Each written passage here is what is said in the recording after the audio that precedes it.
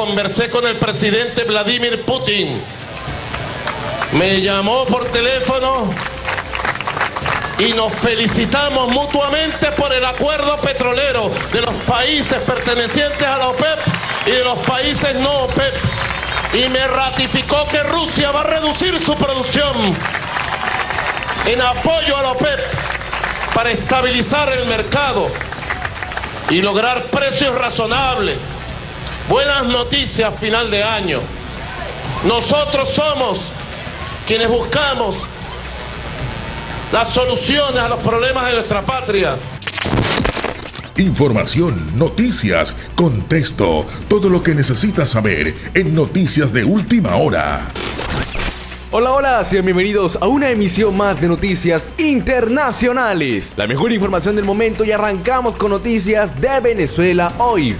Pese a la presión internacional y a las crecientes denuncias por crímenes de lesa humanidad en Venezuela, Rusia se comprometió a fortalecer la cooperación militar con la dictadura de Nicolás Maduro. El compromiso de Moscú, uno de los principales aliados del régimen chavista, se dio en el marco de la reunión que mantuvieron los ministros de Asuntos Exteriores Sergei Lavrov y Jorge Arreaza en la capital rusa. Durante el encuentro, los funcionarios abordaron, entre otros temas, las nuevas entregas de armas para las Fuerzas Armadas y de Seguridad venezolana, y esto sobre las que pesan decenas de denuncias de ejecuciones extrajudiciales en Venezuela. Nunca hemos dejado de ayudar a Venezuela a fortalecer su capacidad de defensa. El ejército venezolano ha sido abastecido con sistemas y productos militares rusos y nuestros especialistas militares trabajan allí, manifestó el mandatario ruso. No solo estamos preparados, sino que nunca la hemos dejado de prestar. Los sistemas y productos militares rusos se suministran al ejército venezolano. Nuestros especialistas trabajan allí y, de acuerdo con el contrato, realizan regularmente el mantenimiento necesario de estos equipos. Y sí, seguimos negociando el suministro de nuevos lotes de armas, de acuerdo con los deseos que nos transmiten nuestros amigos venezolanos, basados en su evaluación de las necesidades de sus Fuerzas Armadas y de seguridad.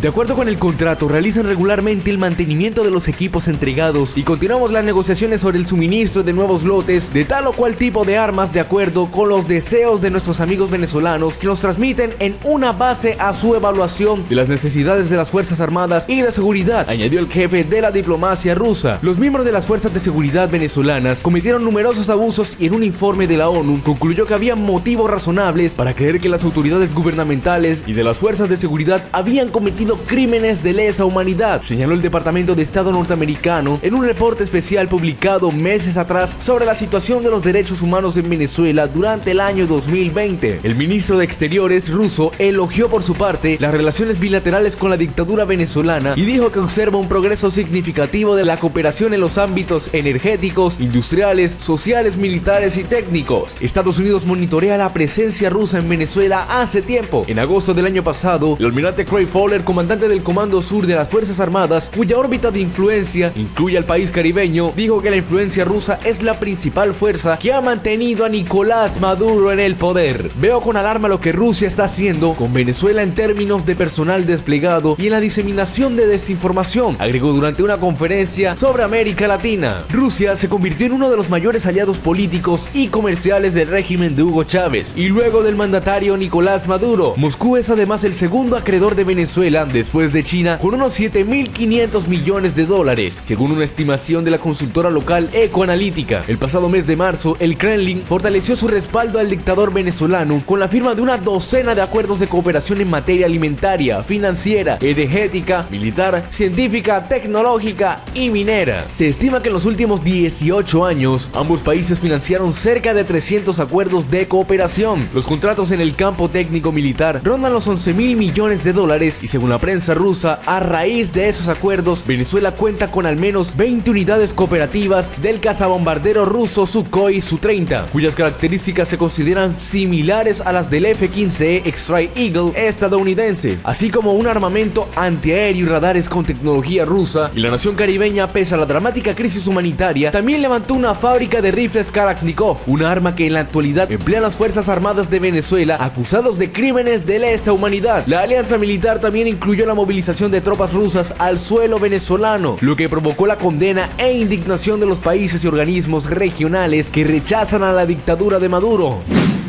Conversé con el presidente Vladimir Putin. me llamó por teléfono y nos felicitamos mutuamente por el acuerdo petrolero de los países pertenecientes a la OPEP y de los países no OPEP, y me ratificó que Rusia va a reducir su producción en apoyo a la OPEP para estabilizar el mercado y lograr precios razonables. Buenas noticias a final de año. Nosotros somos quienes buscamos las soluciones a los problemas de nuestra patria.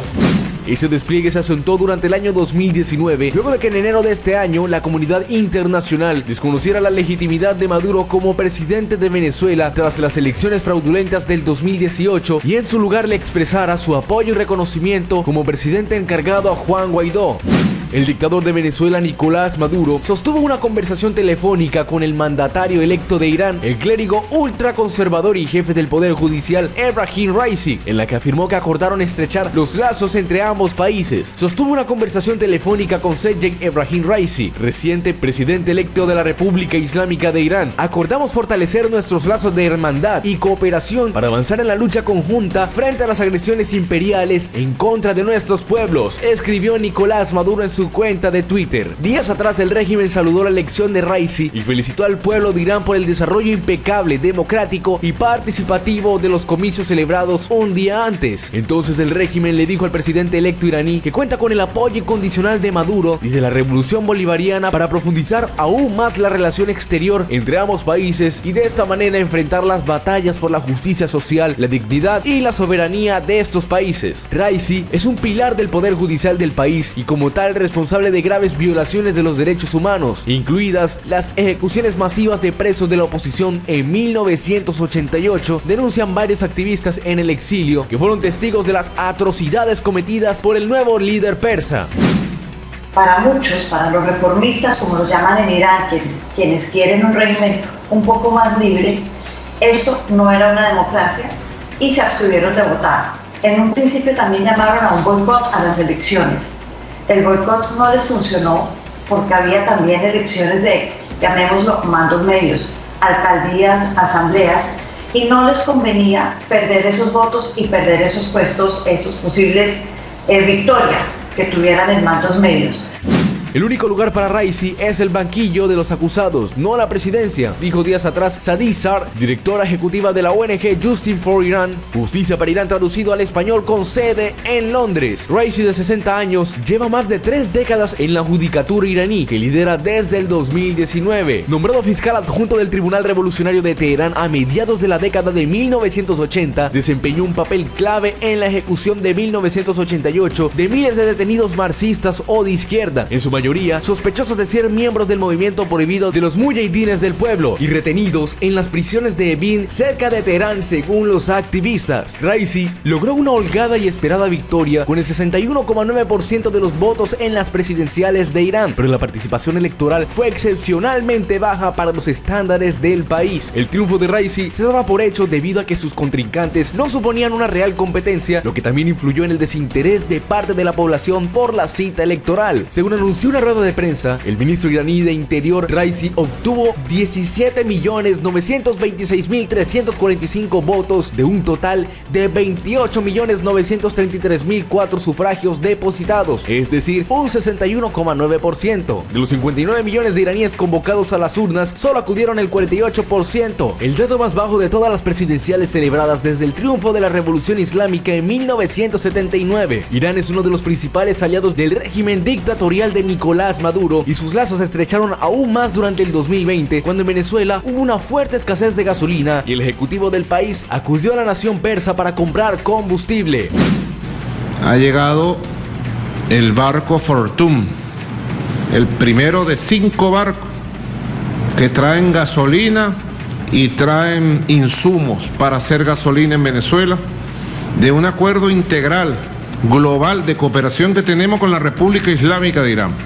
Un acuerdo de cooperación, de paz. Somos 2 pueblos pacifistas, 2 pueblos pacíficos, que lo que queremos es nuestro propio desarrollo.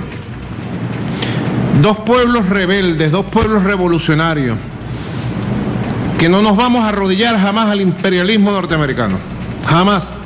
Por otra parte, el cardenal venezolano Baltasar Porras anunció que la iglesia está dispuesta a participar como facilitador de una posible negociación entre el régimen de Nicolás Maduro y la oposición. Como siempre, el papel nuestro no tiene que ser ni siquiera de mediador, pero sí de facilitador, expresó Porras en una entrevista con una emisora. El cardenal apuntó que un nuevo proceso de diálogo no debe enfocarse en los problemas porque ya son conocidos, pero que sí debe haber voluntad política para definir qué es lo que queremos y hacia dónde queremos ir. No se puede ser simplemente compañitos de agua caliente que solucionen el problema, que no solucionan el problema ante la conciencia internacional de que es necesario que haya una serie de libertades fundamentales para que pueda haber también una negociación de las sanciones y una apertura de tantas cosas que necesitamos, añadió. Porras señaló que es necesario recuperar un mínimo de confianza para que pueda haber inversión extranjera en el país, porque actualmente no hay seguridad política ni jurídica. En mayo pasado, Guaidó anunció su disposición a negociar con el régimen de Nicolás Maduro para alcanzar un acuerdo de salvación nacional con el fin de superar la crisis que vive Venezuela. El opositor aspira a conseguir elecciones generales, libres y justas, y a la propuesta, Maduro ha respondido diciendo que está listo para reunirse con toda la oposición, pero que exige que se levante las sanciones internacionales antes de sentarse a dialogar. Sin embargo, Guaidó plantea el levantamiento a condición de que el régimen ceda de sus posiciones con el fin de llegar a unas elecciones democráticas y transparentes, cuyo cronograma exige de inmediato. El opositor informó que una delegación antichavista empezó una gira internacional para discutir el levantamiento progresivo de sanciones si se cumple el acuerdo. Hasta el momento no existe una fecha para las dos partes que se sienten a negociar y que comiencen las negociaciones. Y bueno, hasta aquí llegamos con esta emisión de Noticias Internacionales. Si el video te gustó, regálame un me gusta, suscríbete, es totalmente gratis. Comparte esta información con amigos y familiares para que estén al tanto de lo que pasa en Venezuela y sus alrededores.